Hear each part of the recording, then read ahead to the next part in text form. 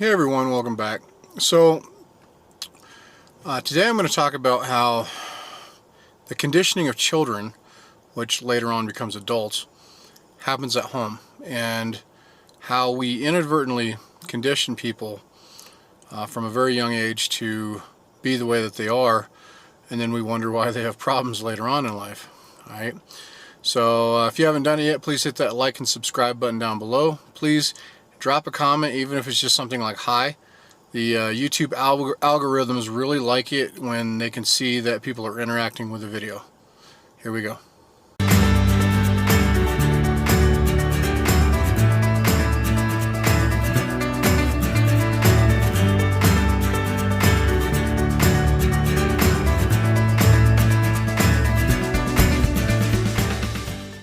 Alright, in order to understand the concept that conditioning begins at home, we're going to go through basic topic of why do kids play sports.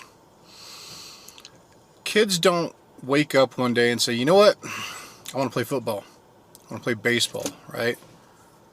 Kids play sports because the parents want them to, right?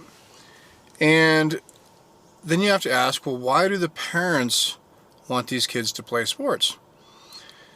Parents want kids to play sports. Usually what they'll tell you is it's good for them. They're learning about team building. They're learning how to work together. They're learning how to work underneath somebody like a boss, how to take orders, and all this other kind of stuff. They'll tell you this, but when you actually really dig down into why parents make kids play sports, it almost always comes down to, I played sports, I liked it, I want my kid to have those same experiences. So they're trying to relive their past through their children, right? This is cultural conditioning. Every society across the world does this in one form or another, right? I did it when I was younger, so you're going to do it too. Okay. Now what happens if a kid has been playing a sport for a year or two and they really don't like it? They're just doing it because you're making them do it, right? You're kind of negating the positive effects of it. Sure, we can argue about, work ethic and not quitting and all this other kind of stuff, but you got to realize that most of these kids aren't playing football or baseball or other sports because they originally wanted to. They're doing it because their family wants them to, right? So you have to think about that.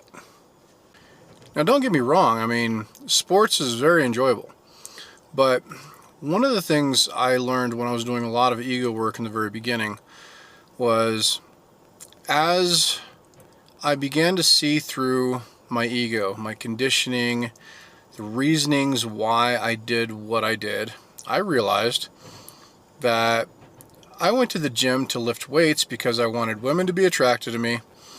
I wanted guys to envy me or fear me. That's the truth.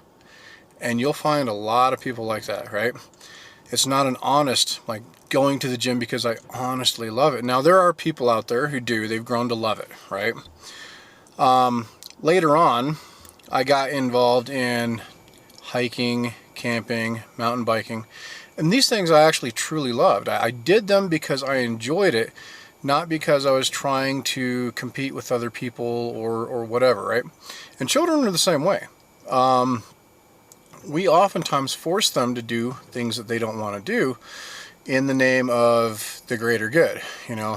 Oh, this will be good for you. When in reality, it's because dad played football, his dad played football, and they just want to make it like this family tradition kind of thing, right?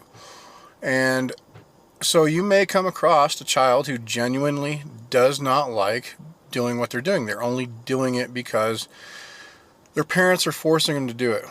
Okay? This is how conditioning is. Like, this is real conditioning, right? And these things have effects later on in life. I mean, you'll find there are people out there who be like, man, I played 4 years of football. I'm like, oh, you must have loved it. I was like, nope, hated every bit of it. Well, why'd you do it? Because my dad wanted me to do it. But you got something good out of it, didn't you? It's always turns it around to be like, well, you got something good out of it. Well, sure. But you know what? sometimes maybe we need to take a step back and actually see what a child actually enjoys. You know, what's wrong if your child doesn't want to play football, but what happens if he's interested in, like say, art or music? And you'll see that with art and music people too. You know, they'll push their kids in art and music. It becomes a family affair. But what happens if you have a family full of artists, and then you have a boy that wants to play football, or a girl that wants to play football, right? And then it's, oh, you don't need to do that. And then they come up with every reason why they shouldn't. You'll get hurt. It'll be permanent. You'll have... Come on, people.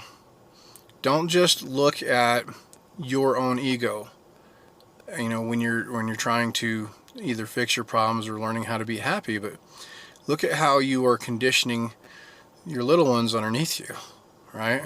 Take a look at it. Is it honest? Are you doing it honestly, or are you doing it out of ego? Are you moving from ego?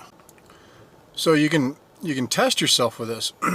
You can say, am I actually, you know, paying attention to the natural development of my child's personality and likes and wants, or am I projecting myself onto them because I want them to be like me, right? So if you can answer these questions honestly within yourself, you'll come up with some pretty interesting revelations. So anyways, hope you liked this video. Please leave a comment down below, even if it's just hi. It really helps out, and I'll talk to you guys later.